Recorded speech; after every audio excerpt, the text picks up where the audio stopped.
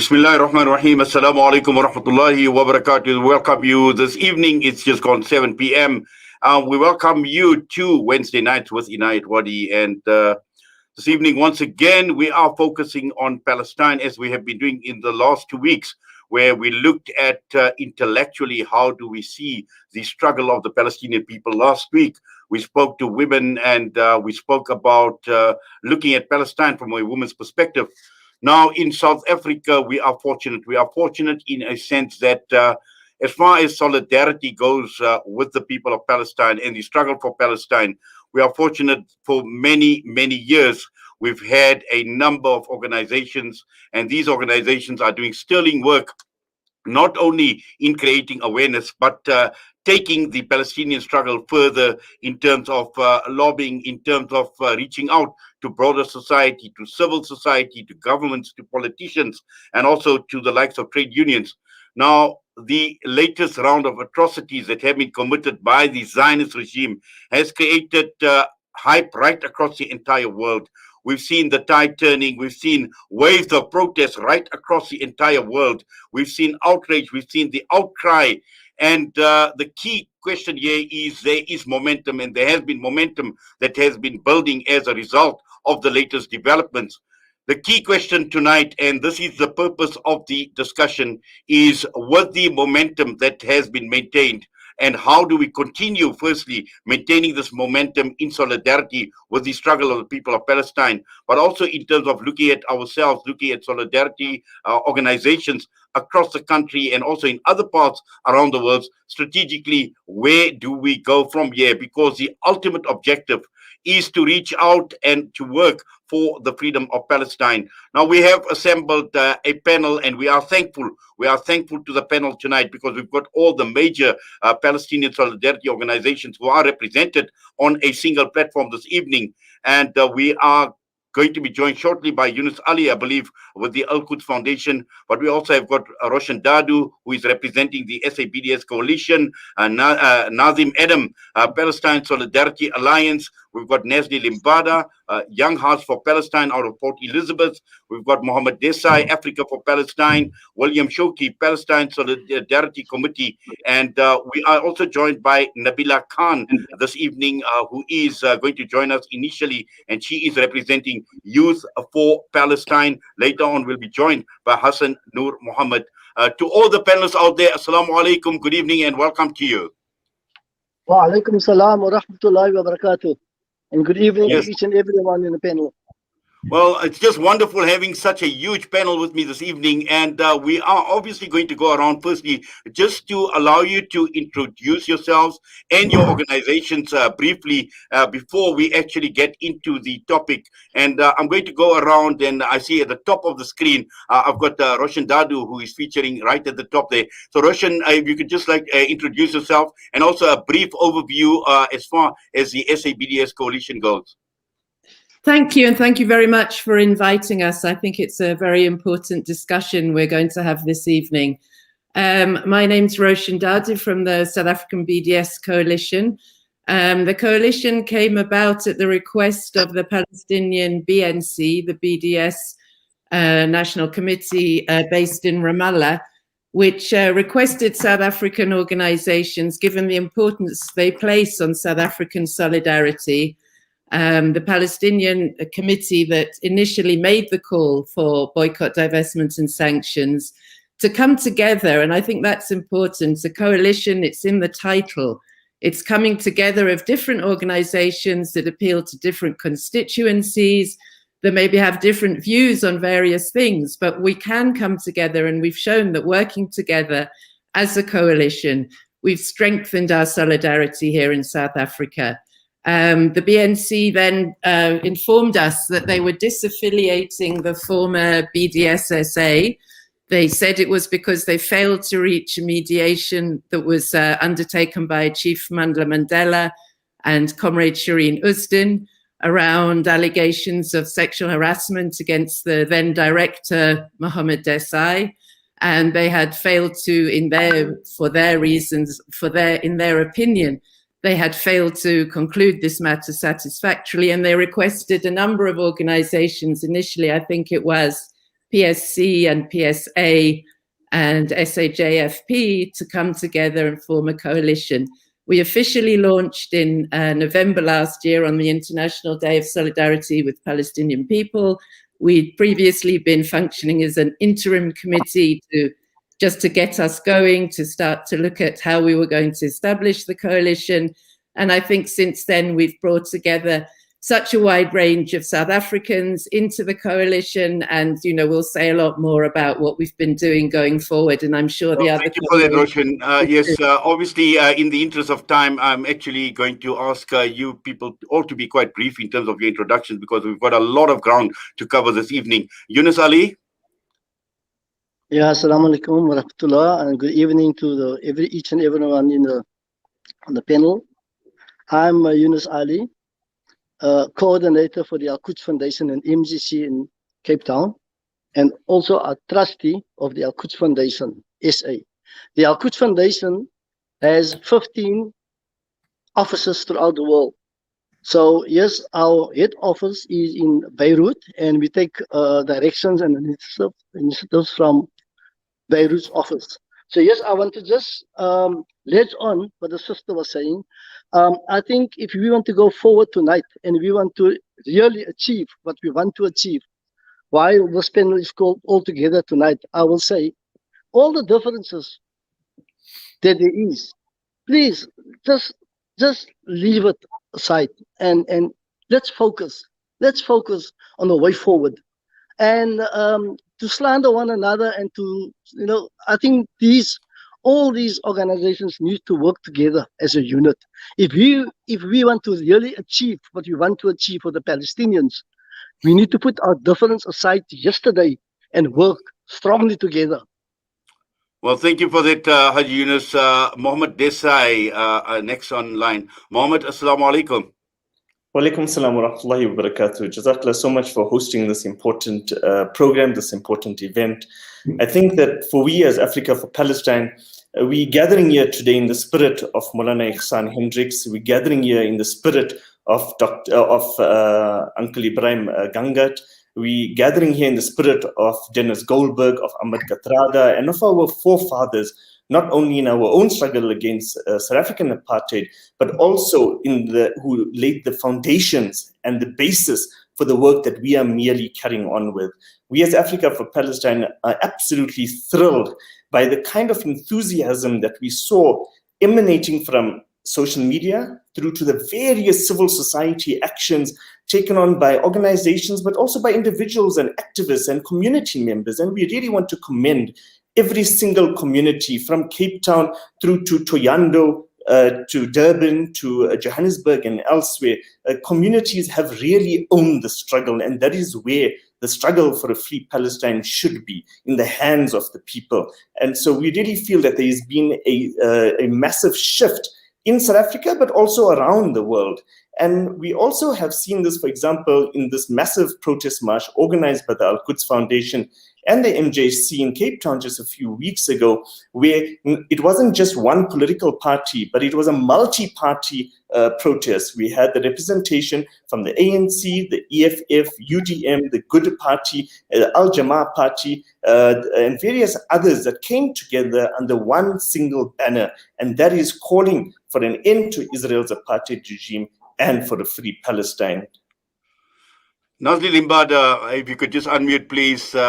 Yes, it is obviously encouraging, and what we've seen in the last few weeks, we've seen a lot more young people, youth getting involved. And if you could just give us a brief overview of yourself and Young Hearts for Palestine.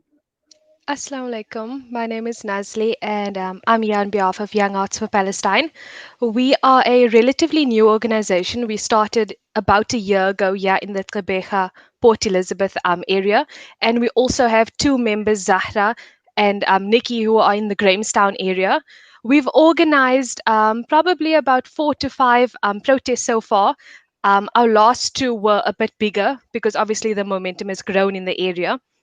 And tonight we're actually hosting a night vigil at Grahamstown at the Rhodes University there.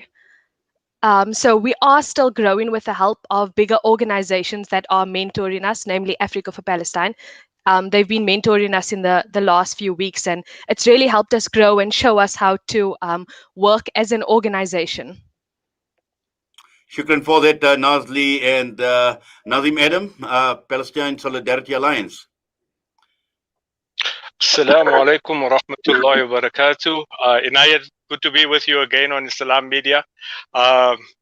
Being from the streets just a few days ago in Kululeni, and now hosting the show. So thank you very much for all the efforts that Salam Media has put forward in the struggle against settler colonialism. Just a little bit about the PSA. We are part of the broader SA BDS coalition because we believe that BDS is our best tool in as solidarity activists to take on the Zionist entity in South Africa and outside of Palestine as solidarity activists, because that's where we work. We also believe that as the PSA, we are made up mainly of people who were active in the anti-apartheid struggle ourselves growing up. And we believe that there's an intersection between what is happening on the ground in terms of the inequalities, the poverty, the general austerity that governments are pushing, and what Palestinians themselves are feeling.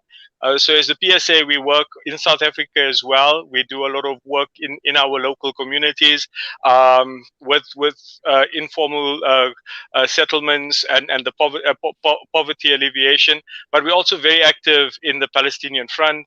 You saw us work with the Voice for Justice, a group of young people, very much like Nazli and them, coming forward, very enthusiastic and passionate about the Palestinian cause. And we had the fantastic protest outside the Zionist Federation, which I think was the first time that as the Solidarity movement, we were able to go right into the heartland of the Zionist Federation. And it's showing that there are shifts. But it's also showing that there are youth out there that we need to work with, that we need to support and need to grow with. And I think that if we all make that effort, we will be seeing some significant changes. What is most concerning is that the situation of the Palestinian people is quite dire. It can throw us into a state of despair. But every now and then, there's also this resistance that comes forward, and we celebrate that resistance, whether it's from Hamas, or from youth in the streets, or just basically people filming the kind of atrocities that are happening in Sheikh Jarrah, in Silwan, in Masjid al-Aqsa. So there is resistance in all forms, and we salute that resistance, and we want to, as the Solidarity, give impetus to the youth and the voices of resistance across the globe. Nabila Khan, Youth for Palestine. Assalamu alaikum, and good evening, everyone. Thank you for allowing us onto your platform. So Youth for Palestine is a brand new organization, and it was started to mobilize KZN youth in the fight for Palestinian liberation under the guidance of experienced activists. Some of our immediate goals are to create awareness around the Palestinian struggle, to educate our communities as to what is really happening, and what we as South Africans can do in our country and within our means to help Palestine. We want to change the way mainstream media reports on Palestine. We want to make sure journalists and ourselves use correct terminology when sharing Palestinian stories. We want to amplify Palestinian voices, through art, articles, blog posts, because we won't allow Palestinian voices to be silenced any longer. And then we basically have strategic, consistent awareness programs that we want to do, and to continue having an active online presence across platforms. Shukran for that, Nabila. And finally, William, PSC.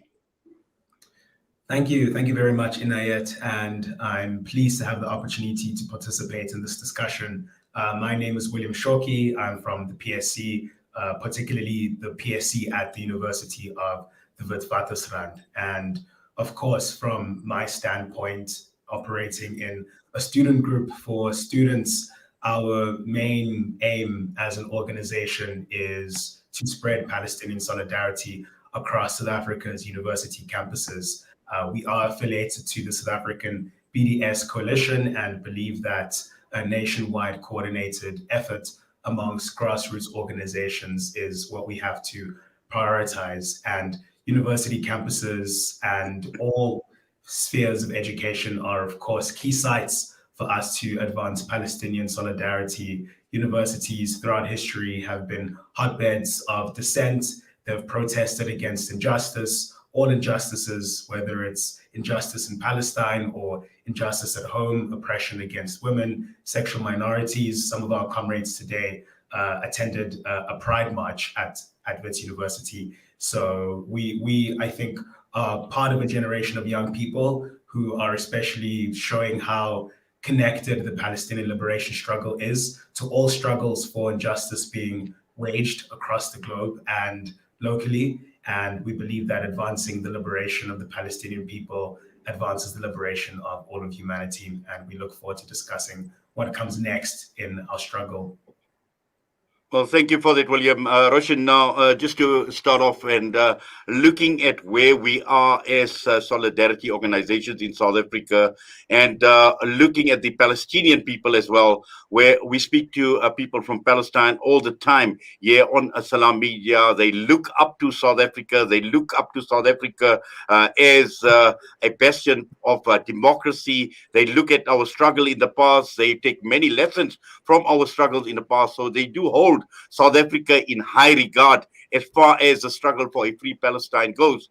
Now, in return, we are obviously morally, ethically, and politically compelled to support the people of Palestine. And just your thoughts on how do you see the South African struggle for Palestine and the level of support that we are giving to the people of Palestine? If you could just unmute, please, Roshan. Thanks, Inayet. Sorry about that. I think you're absolutely right that South Africa is held in high regard by the Palestinian people. And I think it's unfortunate that our government has been very slow to recognize that. However, I think that as civil society, as people within South Africa, we are showing more and more that we are prepared to do everything we can to stand with the Palestinian people, particularly at this time. I mean, we have seen the most grotesque things occurring in Palestine. We don't need to go over all of that. I'm sure you've heard, you know, as you say, you've been having these regular updates from Palestinians themselves. But what we do need to do is find ways to support the Palestinian struggle, to be led by the Palestinians, but to make our own ways in which we appropriately can claim that we are fighting apartheid as we did previously. Well, thank you for that. Haji Yunus, if you could just come into the discussion as well. Now, obviously, I don't want to, repeat, or I wouldn't want each panelist to repeat what the other one says. But the key issue here is just listening to what Roshan is saying, and in terms of our obligation. Now, Al-Quds Foundation obviously has a huge focus on what is taking place as he's frozen. Okay, so we're going to obviously move on to Naazim. Naazim, if you could unmute, please. Sure. Yeah, Inayet, I think that there is a natural kind of comparison and parallels between South Africa and our struggle. The fact that Human Rights Watch, Bait Salam, and a whole lot of other human rights organizations, including our own SA Human Rights Council a few years ago, John Dugard, the UN Special Rapporteur, all defined what is happening in Israel as an apartheid state. And we know that apartheid is a crime against humanity. So there are obvious parallels. But I think that there is also a need to understand that there are certain experiences that are particularly unique to South Africa, as they were to slavery in America, as they are to Palestinians and their struggle for liberation, and the uniqueness of what they are experiencing, and we need to accept that. And that is why some people will say that what is happening in Palestine is far worse than apartheid. We never had F-16 fighter jets drop bombs on us, or 66 children bombed to death in one military exercise from the Israelis. We certainly did have many deaths, and we did have many children die and suffer. But the ferocity with which Israel attacks Palestinian people, the day-to-day kind of ethnic cleansing and genocide which Palestinians are experiencing, I think just heightens the need to stand in solidarity with Palestinian people. And like Roshan says, to also push government, our government in particular, because that's the space that we work in. We need to work with them, but we also don't need to be too cozy with them. We need to say that there are certain demands that we have on the table, and as civil society, we need to stand firm on those demands with our government to say, please, it's about time to begin to isolate the apartheid state of Israel, to cut all diplomatic, economic, and political ties with the racist state of Israel, and also to do more to support the Palestinian people in their struggle against apartheid. And this is certainly where we feel that we can do as South Africans a lot more. I think through the coalition and the BDS movement and the links that we have with Black Lives Matter, with the Jewish Voices for Peace across the world, there are increasingly progressive voices coming forward, which are saying that this last settler colonial state has to be dismantled. This last settler colonial state is that one part of the puzzle of total freedom, justice, and equality. And if we begin to dismantle that, we may begin to see a better world. Yes, Muhammed Desai. Now, Muhammed, we are obviously fighting this battle on many fronts, and as Naazim and Roshan alluded to, we are fighting this on various levels, on a political level, on an economic level, cultural level. And the key issue here is there have been many successes over the years in reaching out to broader society, in reaching out to the likes of trade unions, civil society, and the masses in general, because just gauging the support for the Palestinian people, the struggle of the Palestinian people in South Africa in a particular, and just to escalate or take it to another level, considering what has happened, considering the momentum that has been built until now, what needs to be done? Well, if there's one message that I'd love to convey to the viewers of Salam Media, to those youth that are part of Youth for Palestine, Young Hearts for Palestine, the various other organizations that have come together to stand in solidarity with the Palestinian people, is that these actions, these protests, and these pickets are being heard and are being taken notice of by some of the highest decision makers in our country. And I think that the fact that our president, Cyril Ramaphosa, could go to France, which is probably one of the most anti-Palestinian countries in the world today, and he could very clearly, very confidently, and unapologetically state that not only is South Africa a friend of the Palestinian people, but that also Israel's regime is a reminder of our own apartheid regime, and to defend the right of Palestinians to their form of resistance against the violence of and the abuse of their dignity. I think that our president is able to do that because of the kind of protests and pickets and actions and the voices coming out of South Africa through the various organizations, of course, but also by the peoples of our country. On our own, on Africa for Palestine's own social media, we saw an increase of about 3 million views on our various posts and videos and materials. And I think that this has translated into civil society action, which has allowed our president to take this firm position. Allowed our minister, for example, just a week ago in Parliament, saying that South Africa is going to be fully backing the International Criminal Court in their investigations against Israel for war crimes and crimes against humanity. As Africa for Palestine, when we first started about a decade ago, or more than a decade ago, it was about mobilizing consumers, members of the public. We managed to get the University of Johannesburg to end its relations with Israel, various other university structures. This then translated into churches. 3 years ago was a milestone year for South African churches and the Christian community. The Presbyterian Church, the Methodist Church, the United Congregational Church of Southern Africa, all adopting boycott of Israel resolutions. This kind of momentum then ultimately led to one of the most significant decisions taken by a government anywhere in the world today, and that is to downgrade diplomatic relations. And secondly, as we speak here today, and really we must also celebrate our victories as organizations, but also as South Africans, that as we speak here today on this radio program with Salam Media, we do not have an ambassador sitting in Tel Aviv. And this is because of the kind of consistent work that is being done by the various solidarity organizations across the spectrum. I think that for us as Africa for Palestine, it's about galvanizing and assisting and promoting a firmer position by the South African government, because we want more action to be taken, but at the same time to galvanize African support across the continent to start seeing international action being taken. And in this line, we welcome firstly the minister's support of the ICC investigation, but also quite significantly, the United Nations Human Rights Commission has set up a commission of inquiry that will now be investigating Israel and will be investigating acts of war crimes. Now, one may ask, but what's different from this investigation or committee compared to previous ones?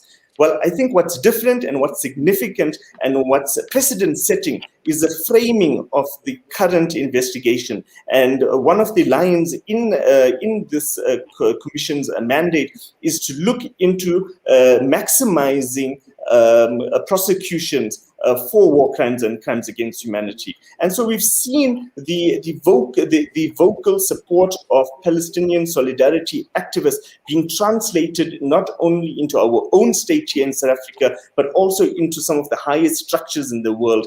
And so really the time for Israel's impunity has come to an end, and we are beginning to see a serious muscle behind the Palestinian cause. It's not just about being on social media or on the streets, but it's also about having state action to hold Israel accountable. I think we have a lot to celebrate, but we, of course, do have a long road ahead of us. But the time for Palestinian freedom and liberation is very much near. Yes, Nazli Limbada. Now, Nazli, I know yourself, Nabila, and also William, focusing a lot on youth in terms of creating awareness, but also as far as the struggle is concerned. Now, looking at where we are as young people in the country and your interaction with many people throughout your campaigns, and I would ask Nabila and William also just to give us their thoughts as far as the youth is concerned, and more importantly, in terms of engaging and inspiring the youth to embrace the struggle. Okay, so as Young Arts for Palestine, something that we really try and focus on is social media. So what we're trying to do is engage everyone on social media on things that are happening in Palestine at the moment, but not only the negative, but also the positive, the resilience of children and young people. We're also focusing on art. We actually have a art presentation or art piece that's coming up where we are going to, in Port Elizabeth, we have a museum, and we're going to be showcasing a pair of shoes for each Palestinian child that has passed away. So what we're going to do is we're going to have their history written on a piece of paper, and we're going to invite the public to come in and have a look and really not just see the pictures of these children, but read their names, when they were born, where they were born, what happened to them, a little bit of information on them. So I think to get the youth to connect and see that these are also young children that are being killed, to let them realize that it's not just, many people like to make it, or let's say the mainstream media likes to make it seem like Hamas is Hamas is killing people, okay, let me rephrase that. I don't want to offend anyone. Okay, Take a so deep breath. okay. What we're trying to show people is that it's not soldiers from Palestine. It's not a war that's created with soldiers from one side and soldiers from the other side fighting. But this is a war and a genocide on young children, on innocent women. So we want people to see that and connect with it. These children aren't being protected. In South Africa, we are so lucky as young or youth to go to school, to have an education, to live our normal lives. But these kids aren't given that opportunity. They can't even go to school. They can't watch TV. They can't enjoy time with their friends or enjoy social media and the things that we take for granted. So we want the youth to see this. We want the youth to connect with these people and see what's happening. And like Nabila said earlier, we want them to also be aware of excuse me, we want them to be aware of the correct terms to use. We don't want people to say it's a conflict or we want a two-state solution. We want them to know the real facts. That's not what's happening on the ground. I was actually recently looking at one of the I had some negative comments commented on my social media calling me a terrorist because there's a photo of me at the airport with a Palestinian flag, and someone made a comment about how the government should check me for bombs because I'm a terrorist. So I went onto this person's social media site and they're a big Zionist supporter, and I saw the post that he was posting, the incorrect information that he was posting. But he's so smart the way he does it. He writes the word terrorist not using the normal alphabet. Instead of an E, he uses the number 3. Instead of I, he uses a number 1. So when you try and report these comments, nothing can be done because that doesn't pick up as the word terrorist. And that's how people are using social media to misinform others. So we need to combat that by using our social media platforms to inform young people. And very often the Palestinian solidarity is looked at as the Muslim community. What we as Young Arts for Palestine are trying to do is inform all communities. We've arranged in the past to go to schools, not just the Muslim schools in our area, the public schools, all schools, and go and educate young children. Show them pictures of artwork. We don't have to show them the gruesome things. We can tell them and compare our apartheid, and they obviously learn in school a little bit about apartheid. So we can compare things without scarring them too much, and then show them, look at these kids. Show these pictures of Palestinian children holding their flags and their artworks and telling their stories. So we can use that to inform younger kids. So I think that by starting to educate people that are uninformed or misinformed from a young age is really important. And social media is definitely one of our biggest tools. Well, certainly. And Nabila, as Nazli mentioned, social media are one of the biggest tools. And we know many young people are social media savvy, but also in terms of being mainstream media savvy. And the point that Nazli had raised with regards to Palestine, the narrative on Palestine. And it's so important in terms of using the correct terminology when we share these Palestinian stories. Yes, so I am going to echo Nazli's sentiments. We are trying to do the same thing with the youth in KZN, where we share Palestinian stories on our social media. We share youth activity that we are getting involved in. We try and steer away from, the gruesome part of it that the news keeps feeding us, and we're trying to spin a more optimistic point of view. We're trying to change the language that's being used. Instead of calling it Israeli-Palestinian conflict, we are calling it the Palestinian struggle. Just small things like this make a huge difference because you're not feeding into Zionist propaganda. Also, so with social media, like Nazli said, it's a huge underrated tool to use. We've seen that social media has shown us the other side of the story. We're seeing Palestinians' lived experiences. We are seeing their stories. We're seeing how they live, their houses, the things firsthand. And the Zionists are panicking, and we see this because they've been reporting our accounts. They've been trying to censor us, because for so long they've controlled mainstream media, and now they are losing control of that narrative, and we are changing that. There are people online who help,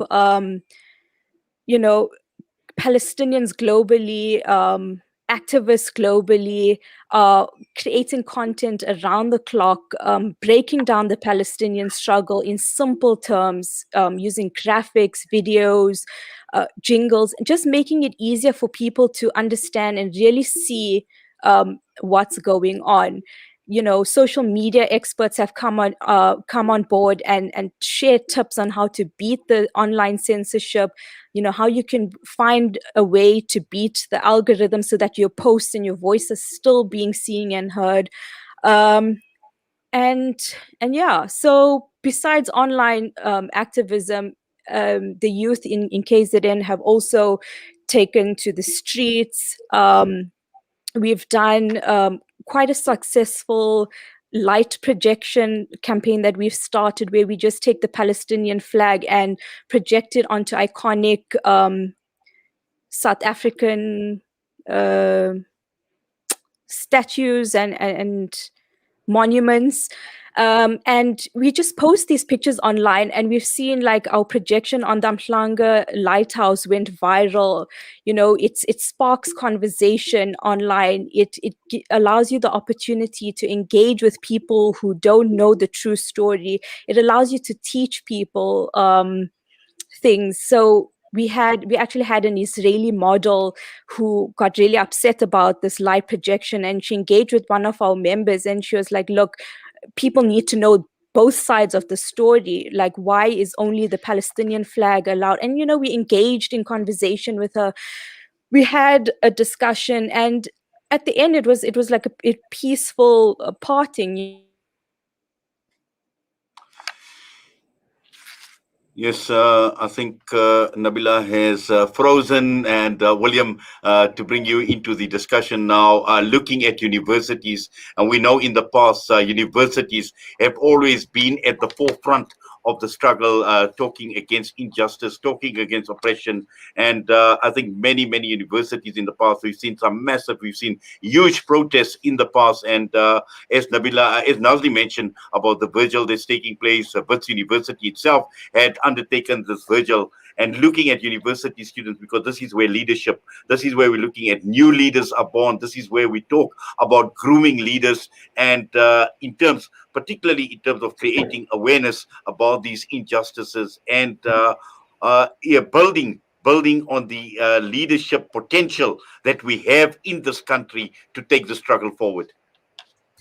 I think it's absolutely right to say that universities are at the forefront of many social shifts which happen in society. And I think in large part, one of the reasons why this moment feels different to others is thanks to the efforts which happen across universities, but also different sectors of society. I think we were talking earlier about South Africa being looked to as a model of activism, and how the apartheid analogy still has a lot of resonance for people as far as capturing Israel's regime of oppression. But I actually think that one thing that has been very influential, at least in recent history, has been the international Black Lives Matter movement. I simply don't think that we would have seen as much of an explosion of outrage that we saw recently had it not been for the protests which swept across the United States of America last year, and which began much earlier in recent history. The Black Lives Matter movement, I think, is deeply connected to struggles for free education on South African campuses. Roads must fall, fees must fall. And I think that, the apartheid analogy feels sometimes for young people a bit too remote.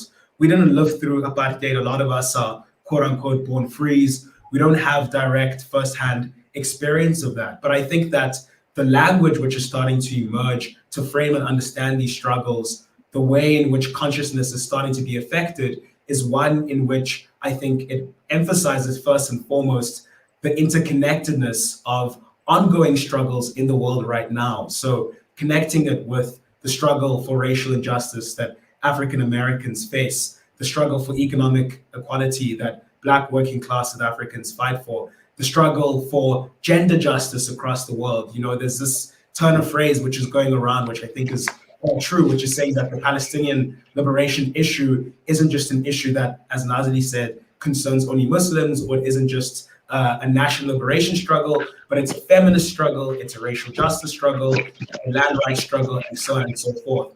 So I think when it comes to the question of understanding how do we engage young South Africans, how do we engage youth broadly, it's really in terms of speaking in that language that they understand, which says that our struggle has to be, as the slogan goes, it has to be intersectional. It has to emphasize that we fight for Palestinian liberation, not only because we're interested in the liberation of the Palestinian people, but we're interested in the liberation of humanity as a whole. And when women are marginalized in our society, we need to care about that too. When sexual minorities are marginalized in our society, we need to care about that as well. And I think that's the way in which I think young people are truly galvanized. It's not only through the platforms that we use to engage them, but also the nature of the messaging that we communicate to them, because they want to understand how the Palestinian liberation struggle forms part of the broader struggle to overthrow all structures of oppression in society, and ones that are specifically targeting a person's identity. And I think that when we think of what's next as a movement going forward, these principles are going to be absolutely important and things that we adhere to. I mean, I think it's controversial to say, but at a recent protest that we attended, there was some young people who were holding up a flag saying "Queers for Palestine," and some people were uncomfortable, asked that that flag be put down. But we need to support them and say, no, these are the future. This is the future of our solidarity movement. So we need to be inclusive, and we need to emphasize that we are prioritizing the cause of liberation for all marginalized groups in society. And that not only affects what we fight for in Palestine and other parts of the world, but also reflecting on the nature of our movements themselves. Thank you for that, William. And just to the panelists, we're going to go for a quick ad break. We'll be back.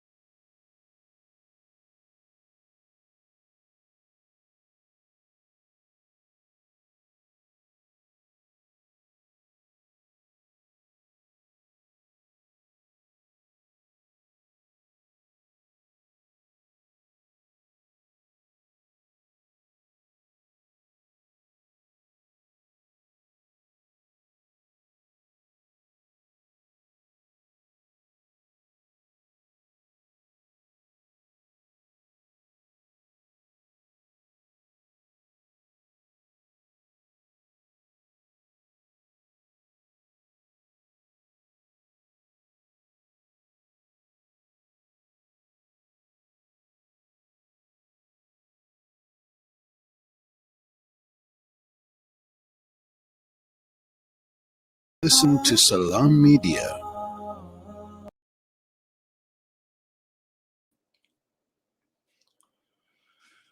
The time is just gone 7:44 p.m. and we are back live on this discussion, this panel discussion, looking at South Africa, looking at the solidarity organizations in South Africa, and looking at where we are and what do we need to do to continue with the momentum as far as the Palestinian struggle goes.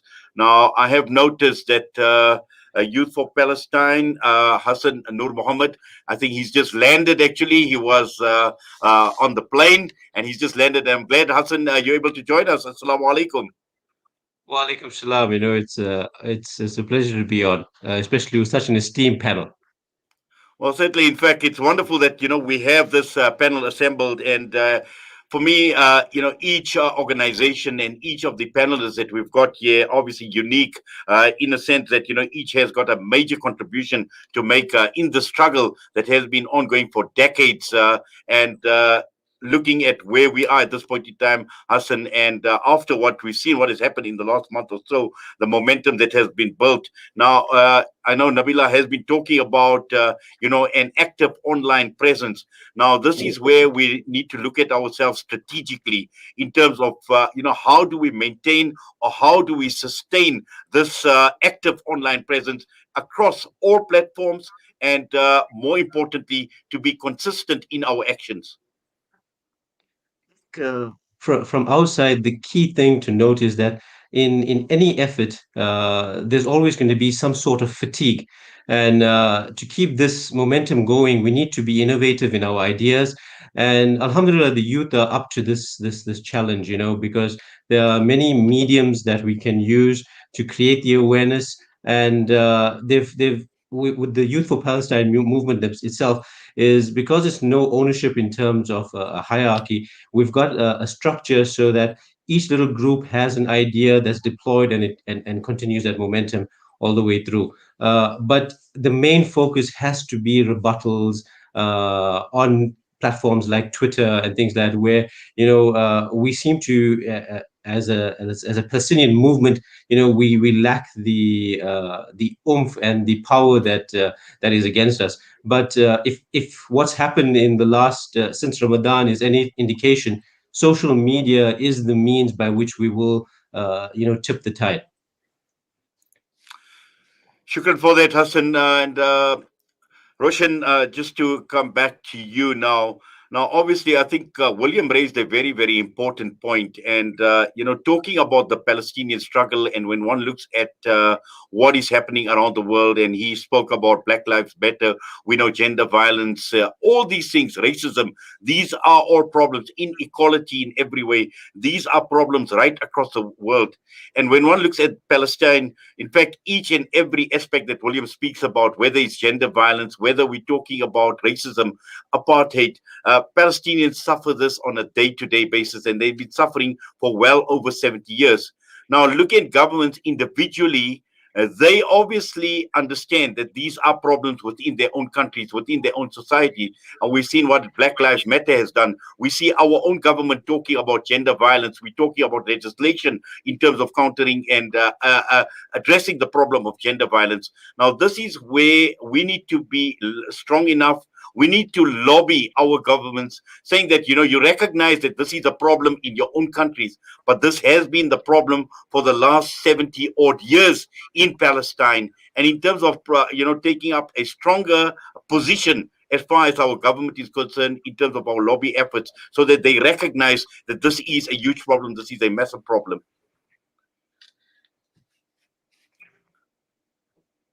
If you could unmute again, please. Sorry, thanks, Inayet. You're absolutely right. And I think that, that's what we need to do in order to put the pressure onto government, because it's governments that can introduce sanctions. In our struggle, I grew up in exile. My parents were in exile. I grew up in the ANC, the SACP in exile. And so obviously most of the activity there was building the anti-apartheid movement. And it was exactly the same struggle that we aligned with the Palestinian struggle at the time, even way back then in the 1980s, to say our struggles are interconnected. We're struggling for the same thing, for the same vision of a better life for all of us, a life free from oppression and colonialism and free from apartheid. And so I think now in South Africa, in a post-apartheid South Africa, where our government is actually comprised still of many people who fought in our own liberation movements, that it's essential initially for them to recognize that Israel is an apartheid state. It's been said, Human Rights Watch have said it recently. The Israeli B'Tselem Human Rights Organization has said it recently. It's not controversial. The very least that our government can do is call Israel out as an apartheid state, and that will mean that they're then able to be in a position to argue for the very same measures that were taken against South Africa, oil, arms embargo and sanctions. And that would mean also cutting ties, all ties, not just downgrading and having an embassy, an Israeli embassy in Pretoria, but actually cutting diplomatic ties. That's what happened with South Africa. And that solidarity movement helped and aided the movement of people in the country, the resistance that was going on in the country, whether that be the workers, the mass movements, whether that be the armed struggle. The international struggle was the fourth pillar, as we talked about it then. And I think we need to understand our own struggle and how that can help us to go forward. So in order to put pressure on our government to take those measures, the tool we have as people, grassroots people, is boycotts. We can boycott Israeli produce. We can make a fuss when we see shops selling Israeli goods. We can not play sports with Israeli teams. We did have a rugby team that came and then they decided, okay, there's going to be a fuss. They'll just do some training. I think it was last year. The sporting boycott is important. I'm telling you now, I bet a lot of your viewers are sitting at home in their Puma leisure wear. And Puma is is the company that actually sponsors the Israeli Football Association, including Israeli football teams based in illegal settlements. That's something we can all do. Puma's a popular brand here. And so I'm making a call for everyone who's watching Salam Media. Take off your Puma sportswear and don't buy Puma. One thing we can do in terms of the boycott movement. And all of those measures, small as they might be, not buying Israeli fresh produce, sticking stickers on them, on apples or oranges or whatever it is, out of season produce that probably doesn't therefore come from South Africa, but may indeed come from Israel. Let's find out. Let's stick stickers saying we don't buy apartheid on those fruits. Let's demand to speak to the managers of shops and say we're not going to come here if you don't remove this produce. Let's write to the head offices and demand. And all of that pressure, as was said actually before, puts pressure on our government in order for them to, at the very minimum, recognize Israel as an apartheid state and the implications that that therefore means. Because I think it's quite shameful, having grown up in our own liberation struggle. William was saying that, you know, it's a different understanding for younger people, but that's why I think this movement is so important and why the coalition is so important, because we bring together people like Comrade Naazim, who was part of our struggle here at home. We bring people who were part of our struggle outside of the country, and we bring younger people who grown up in this internet generation, who didn't grow up stuffing envelopes and writing leaflets with, it was called Letraset, where you scratched off letters and that sort of a thing. So all of those tools we need to mobilize, and we need to find ways to bring all of this together. And I think we are beginning to do so into a very powerful movement. One thing I think we do also need to mention is the role that workers play in all of this. I mean, we've seen the protest in Durban Harbour a couple of weeks ago, and that's growing in momentum. The different union federations have come together in that campaign. The different trade unions are building collectively to block the boat. And that struggle is linked up with Block the Boat in California. So we're working with organizations and unions and workers in California now to make a global Block the Boat campaign. I mean, that's a powerful thing. In fact, in the demonstration in London, 2 weeks ago, I think it was, that brought together 180,000 people, Zara Sultana, a brilliant young member of parliament, a Labour member of parliament, when she spoke in her speech, she mentioned the Durban Block the Boat protest, and 180,000 people went into uproar, because those people were also part of our anti-apartheid struggle. And that's the sort of power, as you said in the beginning, Inayet, that South Africa has in terms of making people aware of this sort of apartheid, this form of settler colonialism. And I think we are beginning to change the narrative. As everyone has said, there's so much more work to do, but I think that is beginning to happen through coming together, through, as William said, bringing different struggles together, making the connections, meeting each other, and finding a way to harness that energy. Because if we're successful in Palestine, the impact that would have, not just in Palestine, when I should say, there is a free Palestine, the impact not only in the region, but the geopolitical global impact will be to the advantage of all of us who are struggling poverty, inequality, struggling against gender violence and gender oppression and homophobia all over the world. And I think that connection with Black Lives Matter, with workers' movements around the world, I think that is beginning to come together. And we need to really harness that energy, because it's important, it's exciting, and it means that we're helping the Palestinian people to take forward their own struggle for a free Palestine. Yes. Naazim, just to bring you into the discussion now, just following up from what Roshan is saying, and we're talking about government, we're talking about lobbying government. Now, we've seen the reaction from certain governments around the world, for instance, the Irish government, where they called a spade, where they called Israel this land a thieving, treacherous regime. And, they've come out very, very strongly and called out Israel and the Zionist regime for what they are. We've seen what has happened as far as the Maldives is concerned. And obviously looking at governments in terms of adopting this stronger position in no uncertain terms, calling the Zionist occupation of Palestine what it is, but also at the same time, like the PSA, reaching out to communities, and at the same time, making sure that communities also keep up the pressure on a local government level. And we've seen it. We've seen protests at local government. We've seen at provincial government, and also in terms of national government. Certainly, I think all spheres of government need to be challenged. And we have a specific campaign from the PSA, but linked with the BDS movement, and that is to create apartheid-free zones. So if you look at the memorandum that we took to the mayor at Ekurhuleni last week, the same one that we took to the ANC the week before, and then the big march that we did on Nakba Day at Mary Fitzgerald Square, as the BDS movement, we took it to the provincial legislature, just to say that they have responded, and they've promised us a day when we can talk to the legislature and do a Palestine focus day. But it's no use that we only speak left and act right, which unfortunately has happened for a long time. And we also know that speeches and marches and social media on their own, great as they are, and I must salute the youth. I mean, just amazing work. And I've been following Zahra and Youth for Palestine, Muhammed, Noor. You guys are just amazing in terms of what you are doing and your reach and so forth. But we also have to do the graph, and the graph means that we have to engage with government in a very serious way.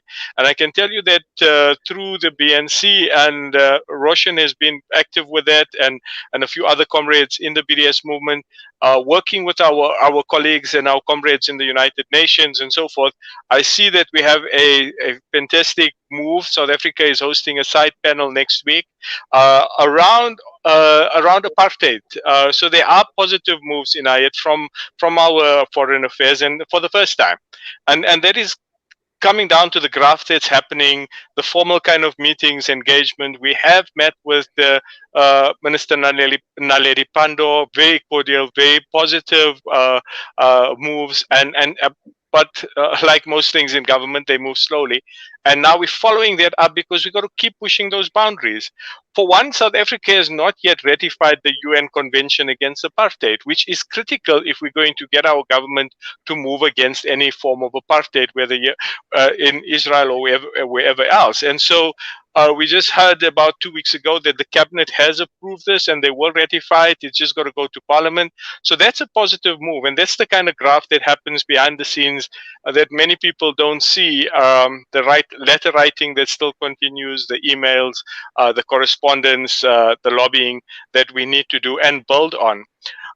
And from there, I think the important thing is then to begin to look at legislation, human rights legislation in our parliament, in our houses of government, to create those apartheid-free zones. Legislation which makes it compulsory on government institutions not to trade with states like Israel or any states that have gross human rights violations tagged onto their name. We see that one of the things that we've been very active in from the beginning was the clover boycott, as the PSA and together with PSC and BDS, we had challenged the competitions board in terms of awarding Milko the rights to take over our South African brand, Clover. And we now know that they didn't look at the human rights record of Milko. They didn't look that Milko operates in occupied territories, that they steal water from Palestinian farms and homes, in fact, occupy those farms, that they benefit from the apartheid state in every way, that they're also one of the key funders of Netanyahu. So all of these kinds of things were not considered. And we now need to build legislation which says that if people are going to invest, we also have to look at their track record. And so the clover boycott, by the way, is just grown. As PSA, we thought we'll start it in a little community in Lenasia and see how it pans out, met with businesses, and there was little traction there. Some businesses immediately closed it. But in the last 2 weeks, I've got calls from every part of the country. People want support, they want information, and they want action around clover. So there are dozens and dozens of even little mums and pop stores that are refusing to sell clover, and there are good alternatives, South African alternatives on the market. So this is growing into a national boycott. We had the trade union Giwusa, which is one of the biggest trade unions in the dairy industry, supporting this call for a boycott. So there are workers who are part of this boycott campaign, and we are targeting next week, I think, or the following week for a mass day of action on clover. So I look forward to Nazli and Nabila and everyone else just getting the youth organized, because you guys give us the impetus for those days of action. And maybe link up with the Palestine Solidarity Alliance Youth League. We do have a youth league, by the way. We're not just old toppies and tannies. There are some young people there. So we have a good group of youth in the PSA. Very structured, very disciplined, very focused as well. It'd be great if you guys can link up with that for the day of action. There's also and we've seen this, that while we are fighting on social media, a lot of our young people, they don't necessarily have the articulation to take on some of the Zionist roles, who are very organized. So there is a huge call from amongst youth for us to develop some sort of handbook, some sort of toolkit to work with them. So I'm glad that Youth for Palestine are thinking of that, and it'll be great if we can link up and then just see how we support young people. So it's in their class WhatsApp groups. It's if they post something on their own Instagram pages, they're getting attacked, and they need now support and the words and the articulation to begin to respond to that. So we're getting a lot of feedback from young people to say, please give us this support. In particular, are young people who are attending private schools with where there are people who support Zionism or are very close to that kind of thinking. And we need to find ways to work with them. So I know from the BDS side, we've got a few desks. We've got a labor desk running. We've got a response desk to the kind of criticisms that are falsely laid, the false narrative that we respond to. We've just won 2 big cases with the ombudsman, the press ombudsman, where the Jewish Report now is to apologize, but they're trying to delay that legally. We're also considering taking a case to the Human Rights Council in the next few days, so there's a lot of work that's happening behind the scenes, Inayet, and I just want to share that point of view, that we do the razzmatazz, the marches, the protests, and all of that, but there's a lot of work behind the scenes. The fact that Oakland in California, within 3 or 4 days, could link up with the dock workers in Natal and then block 2 Zim liners. Zim liners are the biggest Israeli shipping company. I think they're 10th biggest in the world. Their 2 ships could not dock in California for over 10 days now. And this is the strength of being part of a broader BDS movement. And we're seeing the fruits of that as we go forward. Well, shukran for that, Naazim. And just Muhammad. Now, Muhammad, looking at the geopolitics and looking at Africa and in terms of strategically where we are as South Africa as opposed to Africa as far as the struggle goes.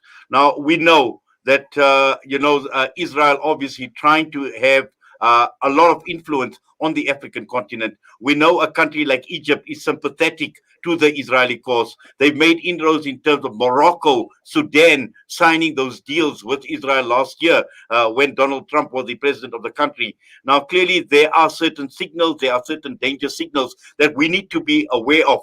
But at the same time, the African continent looks upon South Africa as a father or a big brother, because we have the structures in this country. And just looking at South Africa and how we can actually influence the political struggle on the larger African continent, Mohammed. So I think that, a few things just to clarify. I think that in many ways, how COVID didn't bring out it didn't cause the inequality that we saw. It exposed the inherent inequality. This was one of the things that we noticed more during the period of COVID. And I think that likewise, during these attacks on Gaza, it wasn't as if Israel was more barbaric this time, and it was merely an exposure of the continuous barbarism that's being practiced by the Israeli regime, and to describe Israel's attacks on the Palestinian Gaza Strip as barbaric is not the word of Muhammad or of any of our panelists. That's the word that was used by our president in describing those attacks. And I think that, but at the same time, what has also been exposed or can also be celebrated, and what we saw and what we witnessed in the last 11 days or in the last 3 weeks of organizing and of activities and of condemnation of the attacks on Gaza, is the fact that the solidarity movement in our country has really matured, it has really expanded, and it has really developed the necessary tools to take on Israel. And I think that one question that we should perhaps ask is, where are the Zionists? Where are the Israeli lobbyists? They seem to have been. They seem to be in hiding. They seem to not be able to engage on mainstream media. They seem to be trying to avoid social media interactions, other than certain insults that are leveled against people. And here I really again want to commend the consistent organizing and activism, and ultimately the commitment of our various communities over the years. This has translated into South African spirit of solidarity expanding into the African continent. We saw during these attacks on Gaza, for example, Namibia, Senegal, Mauritius, several other both Central African but also Northern African countries coming out and joining South Africans and the international community in condemning Israel's attacks on the Gaza Strip, as well as lending their solidarity to the Palestinian people. And I do think that the Palestinians are in many ways a heroic people, a people that are refusing to submit on their knees, who are insisting to fight on their feet. And I think that this fight that is being led by the Palestinians, because ultimately Our commitment to the Palestinians is not about ourselves, it's not about our voices or about the names of our organizations. It's really about the liberation of the Palestinian people, a people that we are increasingly motivated by and inspired by their sort of resilience. And I think that the solidarity coming out of South Africa, the African continent, and globally speaking, has been heard by the Palestinian people on the ground.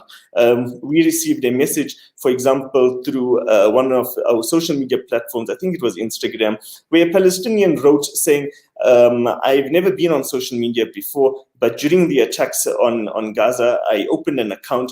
Your organization was one of the first that I followed. And I want to tell you, South Africans, that we see you, that we hear you, that we feel you, and that we thank you. And this is verbatim the words that she used to describe the kind of spirit that is coming out of South Africa.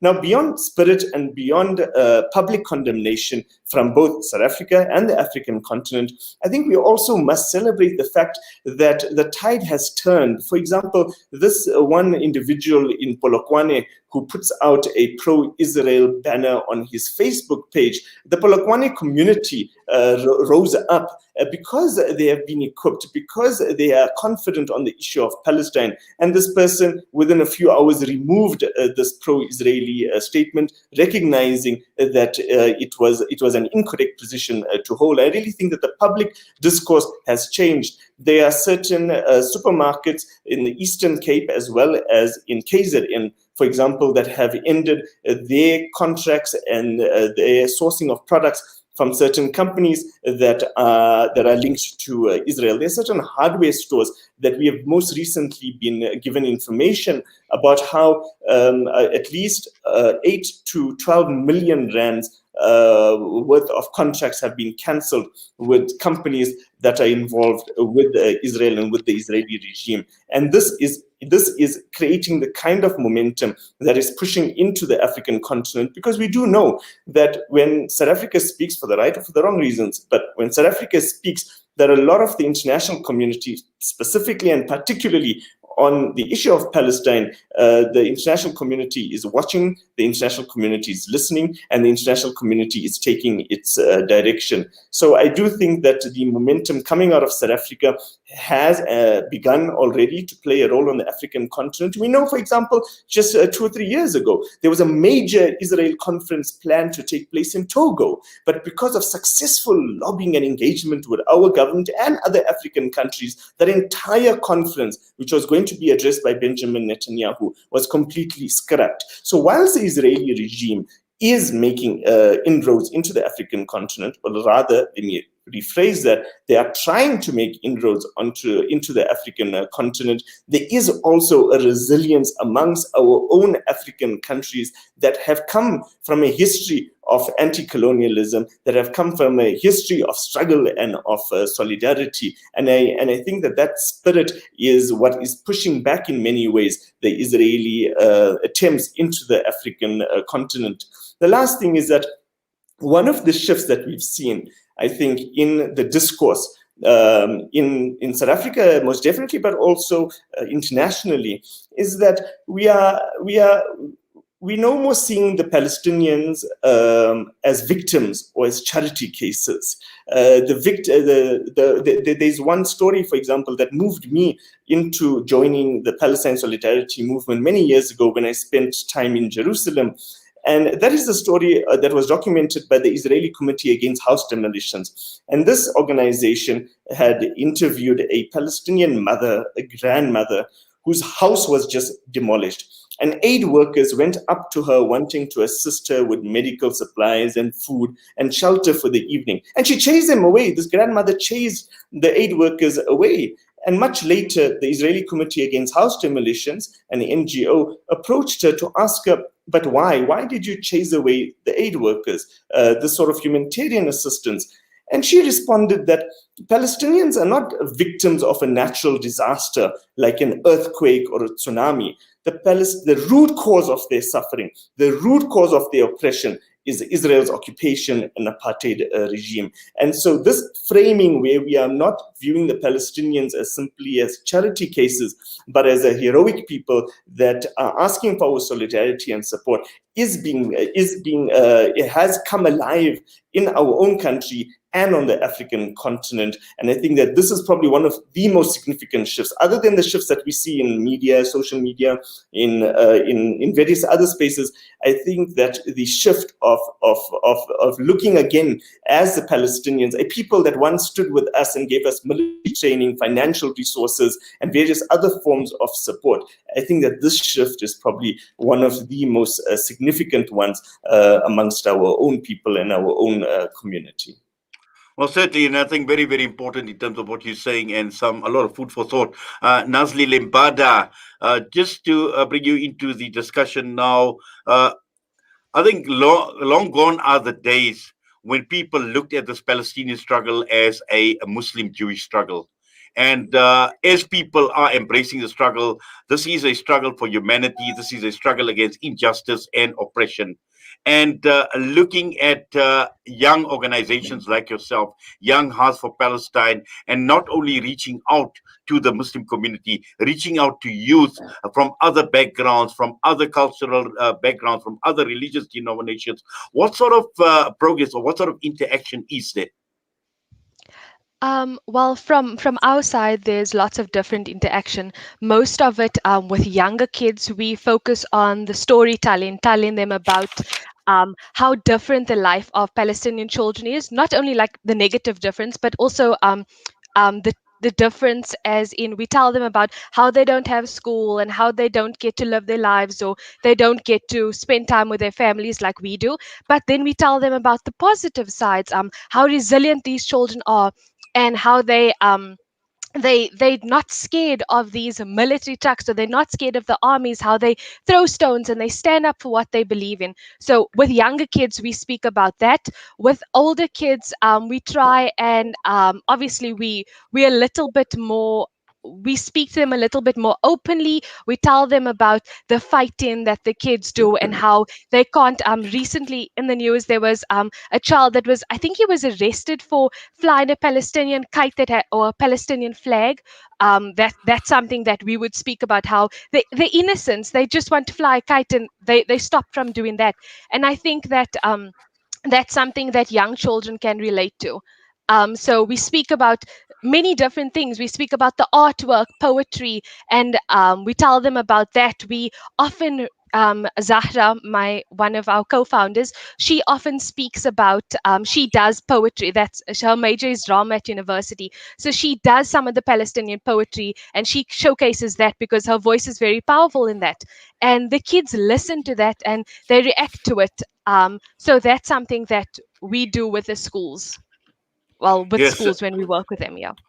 Yes, certainly. And I see, obviously, I've just had a message that's come through from Roshan. The dreaded load shedding has actually got to her. And also, as far as Yunus Ali is concerned, I believe that there is load shedding. And at this point in time, I see Roshan is trying to connect onto the internet. She says she can't seem to hear or see anyone in the panel. And I will get my engineer, obviously, to work on that to try and get Roshan back.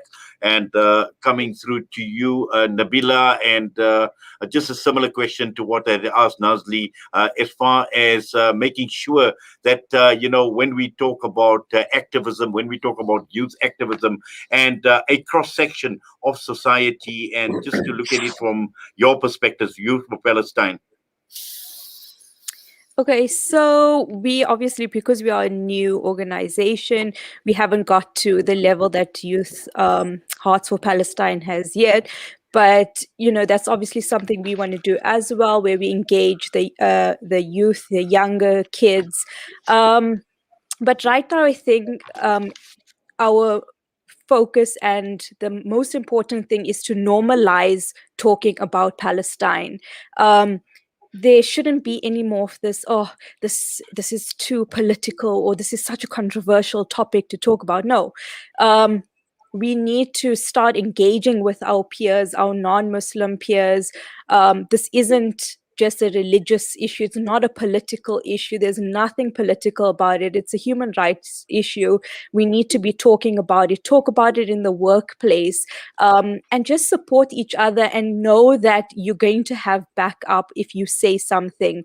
I know a lot of people are afraid to say, voice their support for Palestine because they're afraid of losing their jobs. But we just need to have each other's backs and, equip ourselves with the facts to present to people. So you're always covering your back and, protecting your job or whatever it is that you're afraid of losing. So yeah. Yes, Nabila, and also Hassan. I'm sure you will echo the sentiments of Nabila, but also as far as maintaining a strong youth presence as far as the struggle of Palestine is concerned. I think this is important, and obviously we're talking about social media, but also in terms of a physical presence where we see youth standing up, and we've seen it right across the entire world, where we see a lot more young people. I know, sadly, we're in the COVID era, but COVID or no COVID, we've seen thousands and thousands of people across many parts around the world, and many of them young people who had actually come out in their thousands. Just their mere presence alone speaks volume as far as the youth and how passionate they are about the Palestinian cause. What your last statement is, in fact, what is the most accurate portion of it. Much of us on the panel are old in the game. I've been doing Palestinian Solidarity work since the age of 17. And, when I've been part of the PSF and various other Palestinian organizations, but the time had come now to empower the youth. And this is why we founded Youth for Palestine, because of such a resurgence in the passion that the youth have across the world.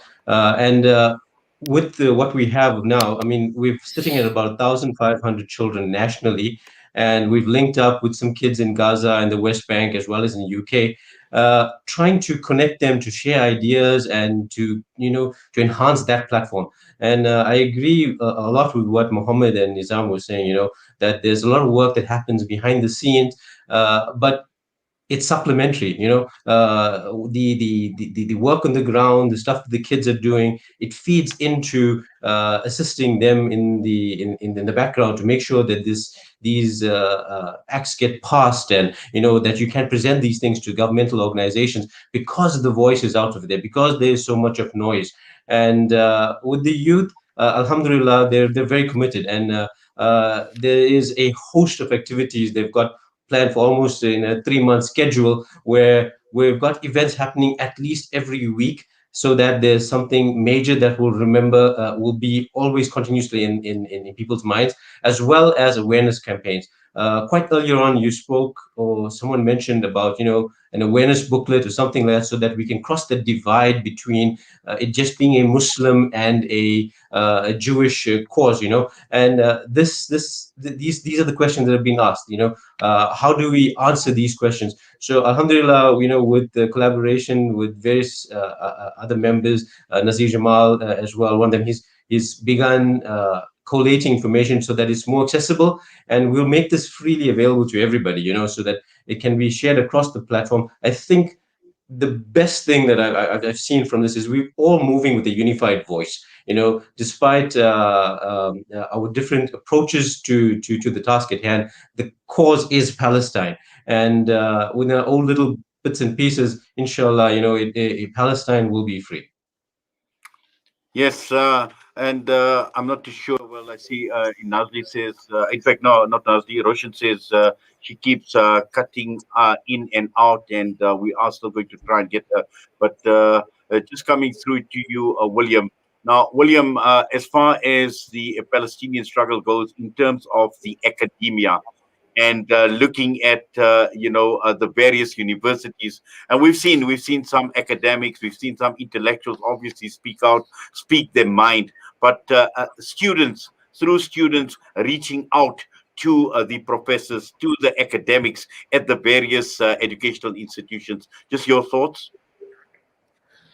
Well, of course, I think that the academic boycott is important, and it's a vital element of the struggle that we wage on campuses. And of course, the struggle that we wage on campuses, as everyone has been iterating, which I think is important, is not only on Palestinian liberation, but is always connected to other elements in which students are oppressed and face marginalization on campus, whether it's through austerity, the refusal by universities to forgive students who are financially excluded, the fact that universities are increasingly commercializing, they're cutting funds to departments, all of these other issues.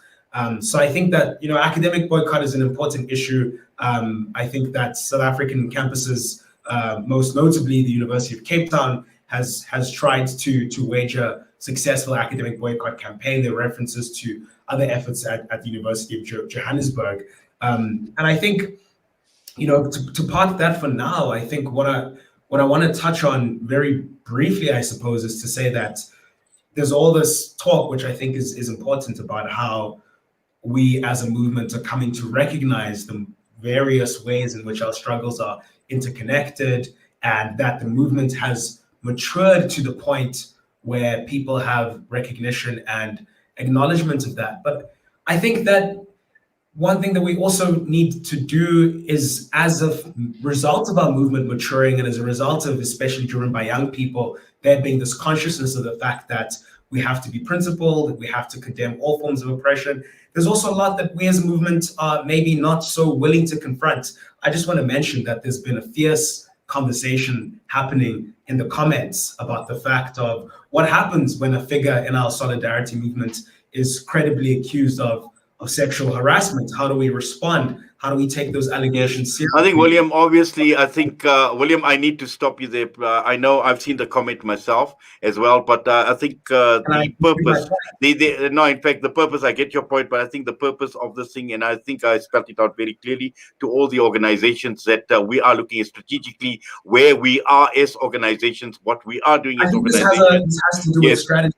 The point I want to make is this, which is that when it comes to thinking of strategy going forward and unity, which I think is important, how do we create a unity of substance that is rooted in shared principles and values, and not only a unity of appearance? And I think this is something, when we think of student struggles, by the way, when we think of Fees Must Fall, when we think of Roads Must Fall, when a lot of momentum was generated for the campaign for free education, this panel addresses the question of how do we maintain the momentum? I think Fees Must Fall and Roads Must Fall as movements came undone at the moment in which we sort of relegated questions of, well, how do we make women feel comfortable in the movement? How do we address issues of toxic masculinity, which still dominates South African politics? So I think this does. But obviously, I know we're talking about South African politics, but I think the key question to you, William, was obviously in terms of looking at the academia, looking at the intellectuals and the students, and what sort of impact student movements can have on intellectuals. And I think that was a question that was raised to you. Naazim, just coming through to you now.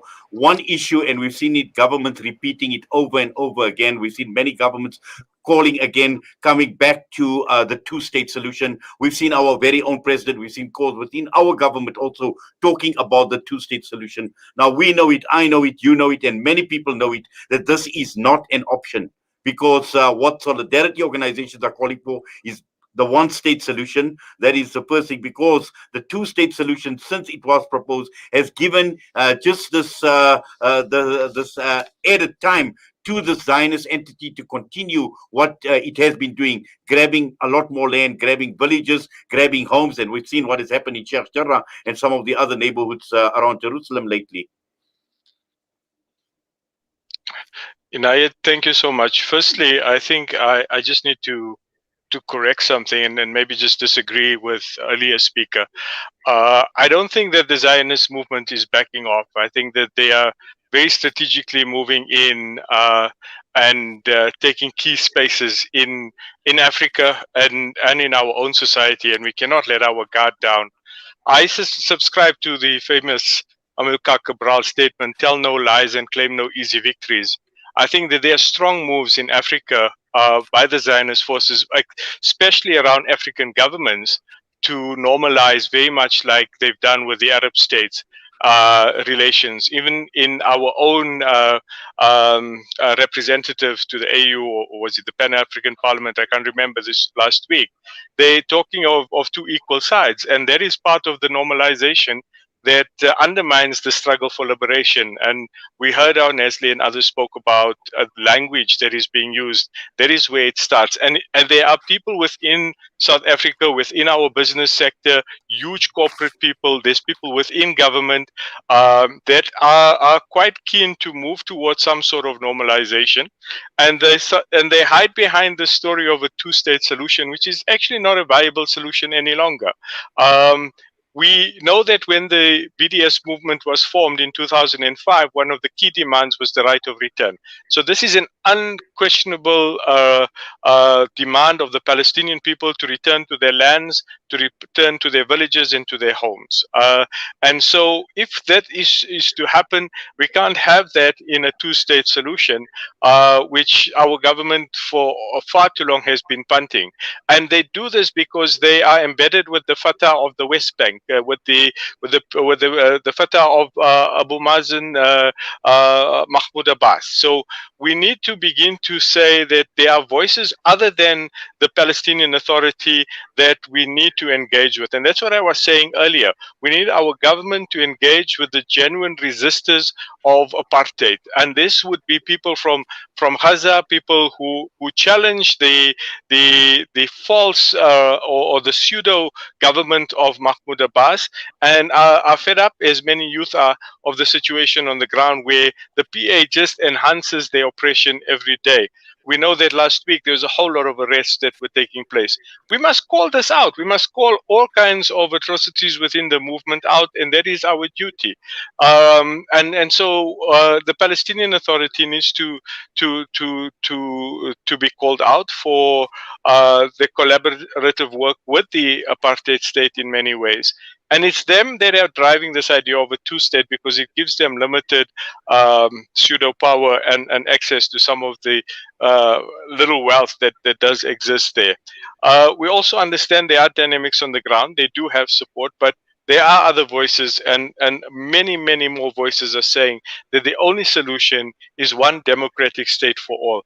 We as South Africans didn't accept the idea of a Volksstaat, of a federal state. We wanted one democratic, united South Africa for all. And that's the language. We cannot be hypocritical about that, and neither can the ANC government.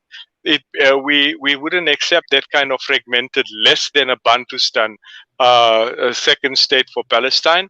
That would be totally dehumanizing and would totally undermine the right to self-determination that Palestinians fight every day. Let me just also comment on a few other things. So I've been following Muhammed Al-Quds on Twitter, and you know the Al-Quds family is one of those families that are being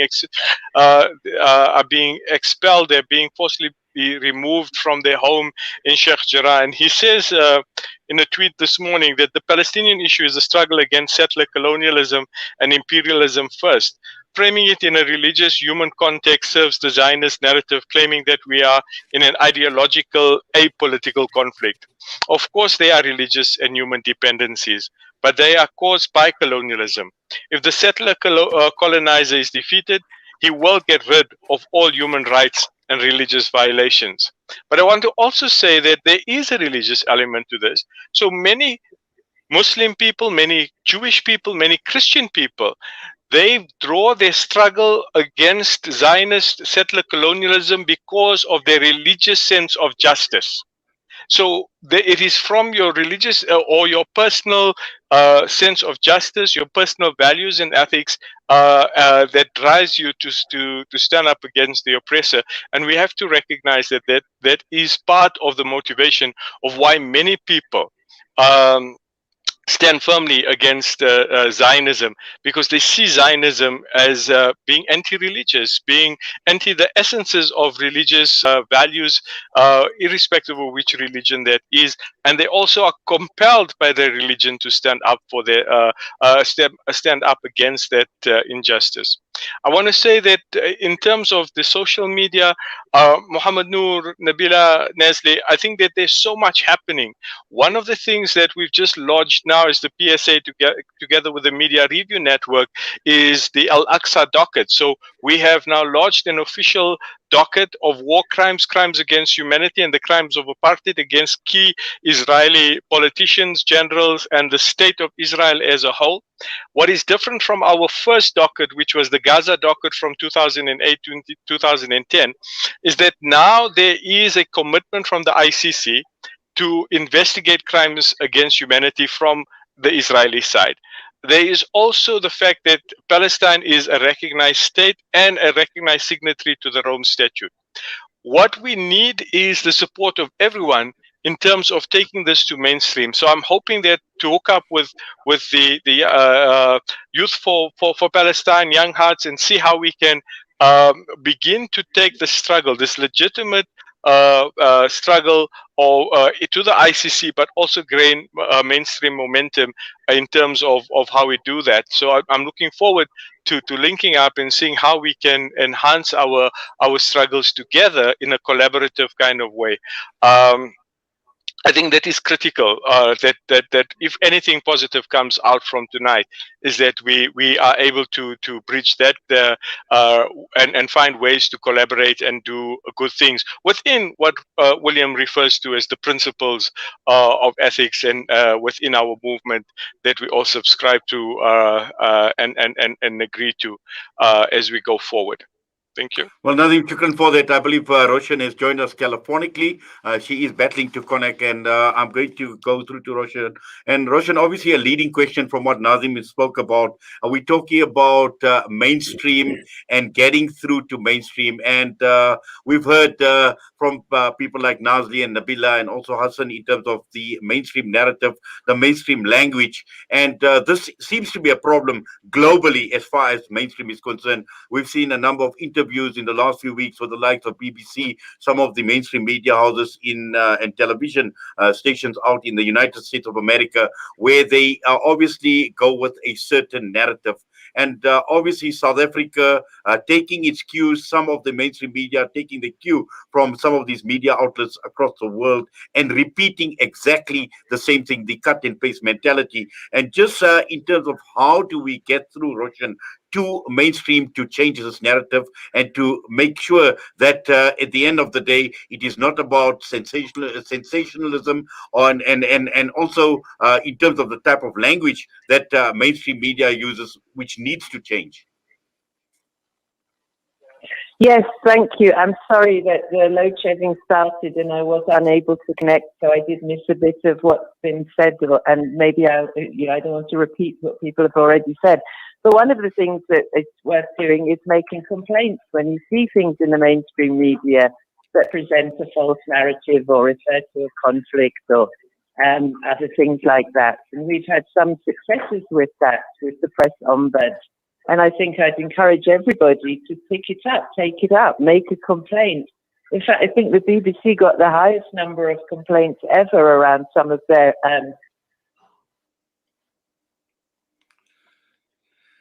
Yes, I think we have lost Roshan.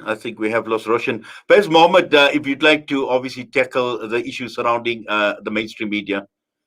Well, I do think that technology, as well as I think that technology on the one hand and the ability of Palestinians to get the pictures and the videos and the necessary information in a very tiniest way out into the international domain has assisted, together with the fact that Black Lives Matter has allowed celebrities and social media influencers to find a voice on socio-political issues. And combining that with the fact that during COVID, we saw more and more people taking up Instagram and getting on to TikTok My mother has an Instagram account, I'm very proud to say. And this was because of people being in front of their TV screens, their laptops, and their cell phones.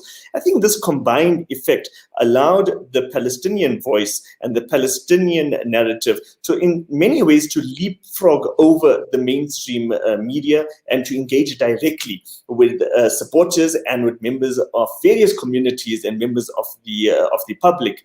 And in part of that, I would like to acknowledge, and I think that although they may be small, I think that the voices of our Jewish comrades, activists, and colleagues that have been coming out in far bigger numbers than ever before really must be commended. They really remind us of Oom Beyersnodie, or of Bram Fischer, Ankie Kroch, Ingrid Jonker, who from the Afrikaans community during the struggle against apartheid came out to stand in solidarity with the struggle against apartheid. And I think that the increasing number of young Jewish people in the United States and elsewhere across the world has also begun to wear away at this kind of accusation that standing in solidarity with the Palestinian people is a form of anti-Semitism. I would like to correct something that I may have mentioned earlier, and that is that, yes, in many ways, the Palestinians are not victims. The Palestinians, I maybe incorrectly referred to them as heroic, but they are also simply people. And I think that the ultimate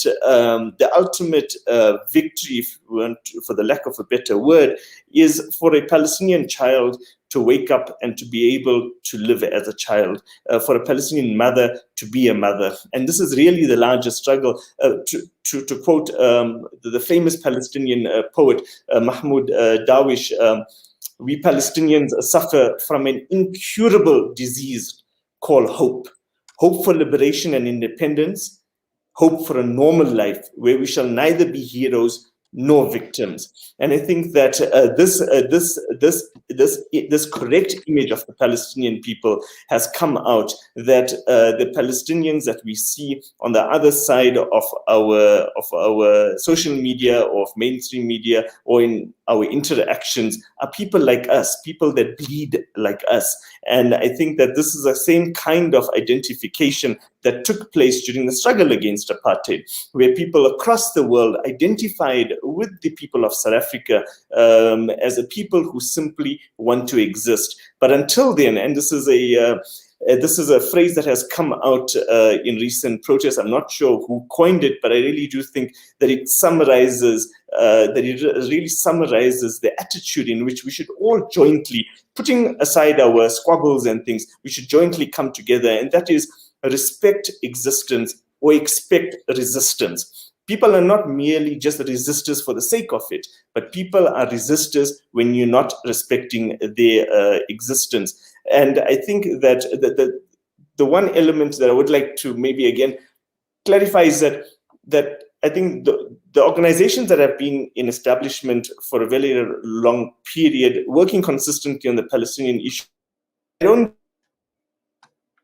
that any of us should see ourselves as owners of the youth voice, for example, that has really come to the surface in recent times. I don't think that we should even see ourselves as necessarily mentors, because in many ways we are being mentored by the new elements within the Palestinian Solidarity movement. And for somebody like me, I think I'm greatly inspired and motivated by the communities that we've been engaging with, because Uncle Inayet, whilst the Israeli regime may have the bombs and the missiles, I think that the Palestinians have the people's power, and that people's power is what we saw in the last few weeks in our country and across the African continent. Well, profound indeed, and I believe Roshan Dadu is back online. Roshan, can you hear me? I can hear you. I don't know if you can hear me. Yes, I can. Yes. Roshan, you were talking about mainstream media. If you could just continue. Yes, I was saying that one of the things we can do is raise complaints, and we've had some success through the press ombuds in this regard, when people have tried to falsely claim that we have been anti-Semitic. We've had a successful complaint in which the South African Jewish Report was ordered to apologize to us on that one. And I think, it's worth using those channels. And I was saying that when you mentioned the BBC, I think they've had the largest number of complaints against them in one of their broadcasts because of their misrepresentation of the facts in Palestine. And so I think also in that regard, in mainstream media, we can also make more of it, write those op-eds, write those letters, keep getting the real narrative, the narrative of the Palestinian people into the mainstream media, keep calling out Israel as an apartheid settler colonial state, keep informing people of the Nakba, the catastrophe, that Zionism is a political ideology. This is not to do with being Jewish. Keep raising those points. I think Comrade Ronnie had a very powerful piece in the Sunday Times exactly making that point with regard to the chief rabbi. And I think, people read it, people see it. So let's keep doing that. As well, of course, as the social media aspect, which is another way in which we can get the true narrative out there. Well, thank you for that, Roshan. I'm going to go around. We've got about 17 or 16 minutes to go. Starting with you, Nabila, I'm going to give you about 2 minutes. Final thoughts? If you could unmute, please, Nabila. Whoops.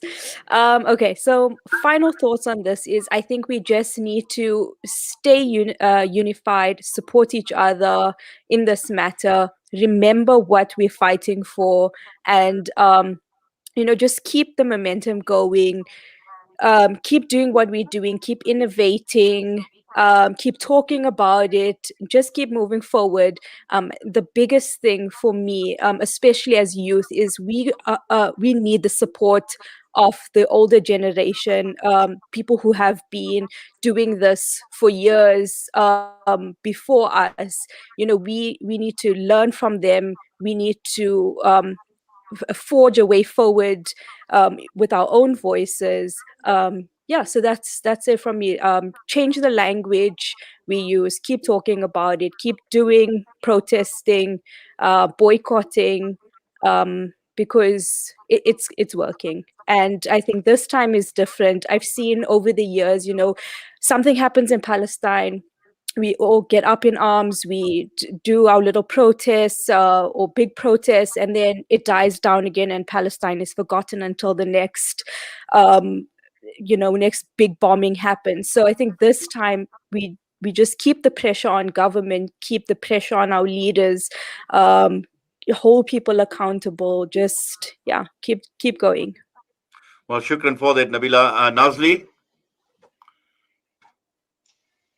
Okay, so what I'd like to end off with saying is that I think we should use every opportunity to speak about Palestine, firstly. And then secondly, something I think is really important is for us to stop using these small opportunities to launch attacks on each other, because every moment that we're wasting by launching attacks on one another is a moment that we're taking away from speaking about Palestine.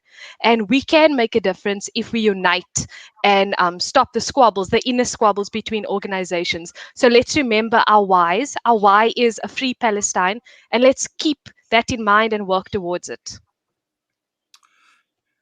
Shukran for that. And Hassan, Noor, Muhammed. Now, obviously, Hassan, providing a lot of guidance, and something I'd like you to touch on in your closing remarks as well is what we see is sometimes we become reckless, and one thing we need to guard against, because we are up against a hostile media at times, latching on to things like hate speech and the like. And sometimes, it becomes inflammatory. And I think Naazim touched on providing guidelines as well in terms of what we should do, what we shouldn't be doing as well. And I suppose, in that, in providing that guidance to young people and in grooming young people for the struggle, these are important aspects that one needs to look at. 100%. I think you pretty much hit the nail on the head of it, because most of our reactions as people is based on our emotions, and the emotions are sometimes we're unable to curtail it, and young people who are now newly viewing the atrocities that the brutal Israeli regime is inflicting on the Palestinians. Their blood boils. So it's very hard for them not to react in that way. But grooming them, and the best way for us to do this is to hold. We have lots of little seminar sessions that we try and get them into. Please respond this way. Try to remember appropriate measures and means in which to say things. But the best form of defense we've got to this is we've got to educate our kids. We've got to educate them on the history of it. We've got to show them the positivity that can come from their inclusion in this. So this is the critical factor for us, to make sure that the kids, when they're approaching people, when they're interacting with them, they're doing it in an informed way, and that they're doing it to the best of their abilities, but also maintaining their dignity and the dignity of the cause.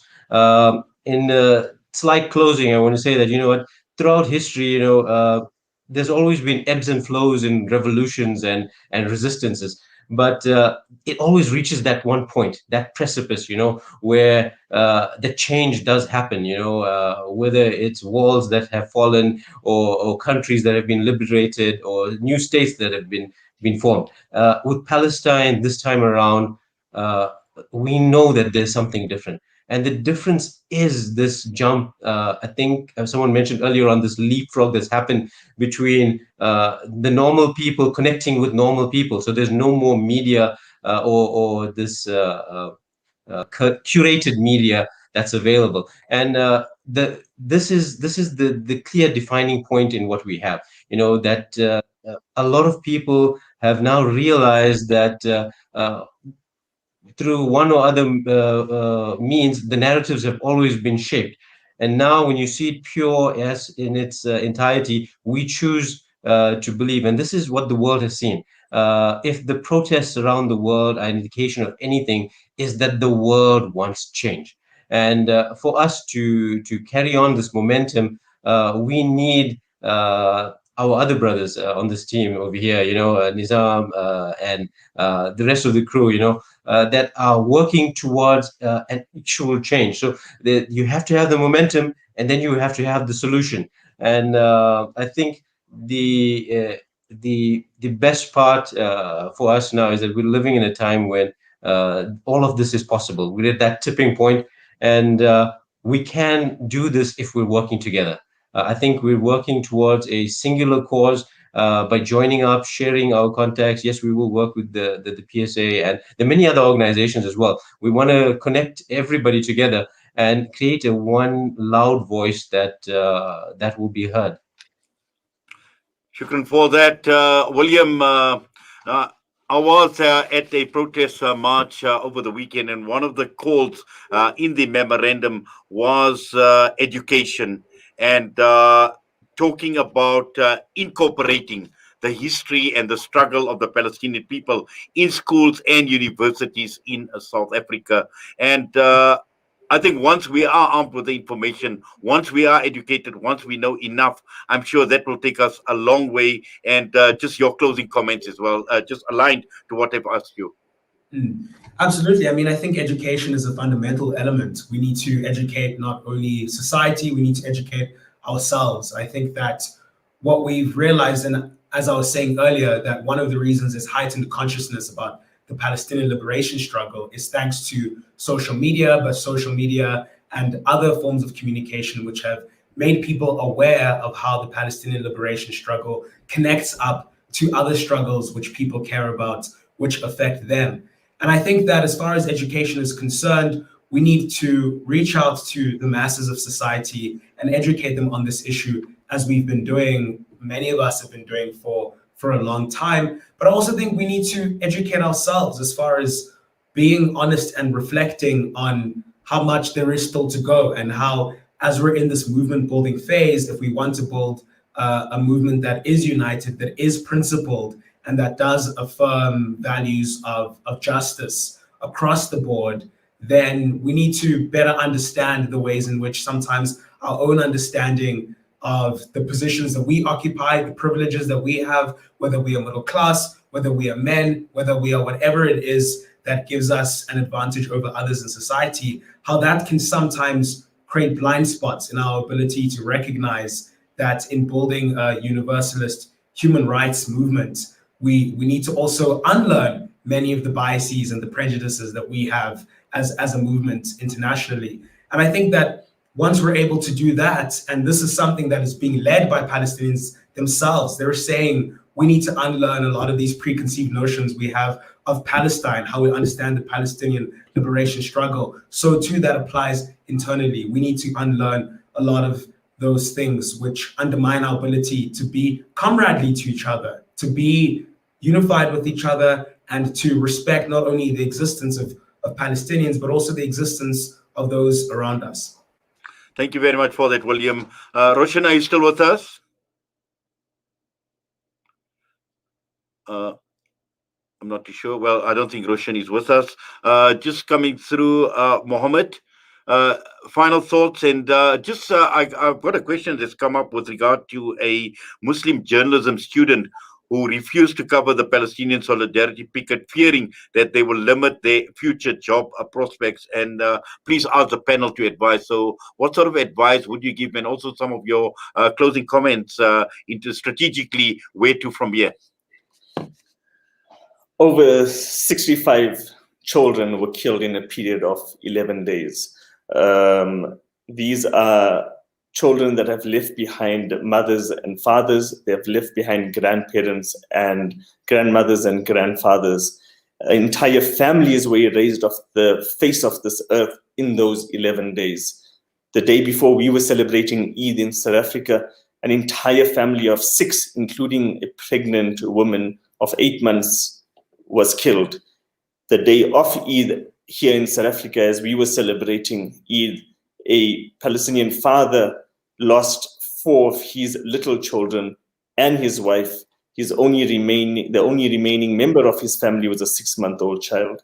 And I think that this is why we have come out onto the streets. I think that this is what has brought people to condemn Israel for the barbaric state that it is. And I think that going forward, in many ways, the various organizations, the various activists, we are mere workers. We are mere workers standing in solidarity with the Palestinian people. It is them that are at the forefront of the struggle. It is our communities in South Africa, across cities and towns, that are their support base. We are the workers, but we're going to insist that we're going to remember each and every one of those children that were killed, that we're going to mourn their deaths, but we're also going to mobilize, and that we are going to meet our Palestinian brothers and sisters, our Palestinian friends and comrades in a free Palestine very soon. Shukran for that. And Naazim, final thoughts. And I know Muhammad, I asked a question about the journalists, and perhaps I think Naazim, if you could, or Muhammad, you want to quickly? I don't think that's a fair analysis by the person, because I think that to be pro-Israel actually now holds consequences. So quite correctly, I mean, to say that you are pro-Israel is like having said during the struggle against apartheid that you are in fact, pro-Palestinian, in fact, and who obviously this young journalist refused to cover for fear of reprisals, in covering a pro-Palestinian protest. Yeah, I think that the terrain has changed. I think that there are consequences nowadays for being pro-Israel. I think that the journalists are increasingly being empowered, and it's not about being neutral, but it's about being fair. It's about being just in one's reporting. So I do think that that journalists, people in the media, are firstly safe. But secondly, if they do feel intimidated by the Israeli lobby, that they should stand their ground, because they do have supporters, not only in the media room, but also in our communities and members of the public that will rise up to their defense. Well, shukran for that. Right, Naazim, final thoughts from you. Just your mute button, please. Thanks, Inayet. Firstly, for our young journalists, I think that we need to empower them and support them as best as we can. In South Africa, that kind of bias can be challenged. So if they need support, that's what we as solidarity organizations need to do, is we need to support people in those spaces. But I want to say that the tide has turned. We saw many journalists over the last assault on the Palestinian people come out and talk about how they were restricted and how they were curtailed in reporting the truth. We know that our own media mainstream have not covered the conflict, the liberation struggle, the resistance in the way that they need to, and so there is much work to be done in that space still. I think we are finding that a lot of people are doing things on their own. I saw today a campaign against ZZ2, the tomato people who have links with Israeli agriculture. We saw a lot of different things happening. For me, Inayet, what is important is that we need to synergize our work. We need to complement each other's work. We need to collaborate together within the principles of human dignity and justice and equality, and we need to encourage more people to do things, but we also have to find ways in which we link up. I'm hoping to link up with Noor and the other people today, because I think that they just enrich the struggle so much as young people and drive us forward. And I just want to share and acknowledge a young group that I had the pleasure of working with over the last week in the build-up to the march against the Zionist Federation. It was initially initiated by a group of friends, activists from university, mainly from UJ, some high school kids and so forth. Very young, very naive in terms of what it entails to organize a protest and then to organize it at the heart of the racist Zionist Federation. And they came to us in principle to say, look, we can work with the BDS coalition, with the PSA on this issue because we have similar beliefs. We are principled on all the intersectional kind of struggles that we have. And they hadn't even constituted themselves in it. And from this action, they are now Voice for Justice. They're a fantastic young group of intellectuals and workers, just on the ground activists. And they've now fallen in. Some of them are joining into our media team, into our writing team, others into our sort of legal teams that are doing work. Others into the labor movement. So there is space for everyone within the BDS movement to work. We don't need to isolate ourselves out of that BDS movement, because it is the largest social movement of the Palestinian people, not just in Palestine, but globally as well. And I think it's a movement that we all have to contribute to. We can still keep our autonomy and our independence and run our own campaigns, but there are things around the BDS that we need to synergize on. And I look forward to complementing each other's work and collaborating as we go forward. But at the same time, I don't want to be naive, and it has come up earlier. There are issues in the movement. I'm not too certain, Inayet, how that will be solved. I don't want to necessarily put it on the public platform, but it is serious. And I think it's for all parties to reflect on and to find a strategy to move beyond this. It cannot go on. And I know that as the BDS movement, we are talking about this. We are very concerned about it, and we want to find an amicable solution forward. We don't like the kind of corralling, the kind of polarization that it brings through.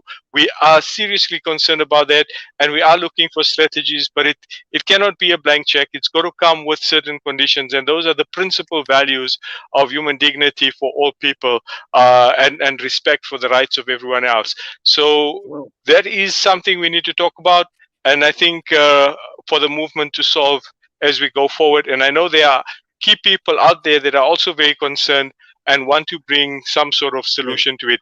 It's important that we talk about it. We are running. Inayet, give me just one second. I think it's critical that we do talk about it and find a solution. So it's no use we sweep it under the carpet.